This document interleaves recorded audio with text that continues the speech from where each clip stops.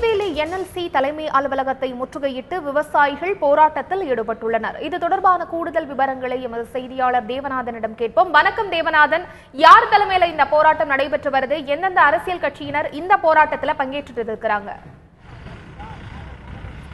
அதாவது காவேரி மேலாண் வாரியம் அமைக்கணும் அப்படின்ற கோரிக்கையை முன்னிறுத்தி விவசாயிகள் மற்றும் அனைத்து கட்சியினர் சார்பில் 48 மணி நேரம் ரயில் நிலையில் போராட்டம் அறிவிச்சிருந்தாங்க. இந்த போராட்டம் இன்று 2வது நாளாக பல்வேறு பகுதிகளிலும் நடைபெறும் நிலையில் இந்த போராட்டக்குழுவுடைய ஒருங்கிணைப்பாளர் PR பாண்டியன் தலைமையில் NLC தலைமையகத்தை முற்றுகையிடும் ஒரு போராட்டத்தை அறிவிச்சிருந்தாங்க. அதாவது காவேரி கர்நாடகத்திற்கு சொந்தம் அப்படின்னு சொல்லும்போது நெய்வேலி NLC நிறுவனம் தமிழகத்திற்கு சொந்தம், இங்கிருந்து தயாரிக்கப்படும் மின்சாரம் கர்நாடகாவுக்கு போகக்கூடாது அப்படின்ற கோரிக்கையை முன்னிறுத்தி தான் இந்த போராட்டம் அறிவிக்கப்பட்டிருந்தது. இதற்காக இங்கே NLCயில் இருக்க தொழிற்சங்கங்கள் மற்றும் விவசாய சங்கங்கள் இணைந்து நெய்வேலி நுழைவு வாயிலிருந்து ஊர்வலமாக தலைமையகத்தை நோக்கி வந்தாங்க.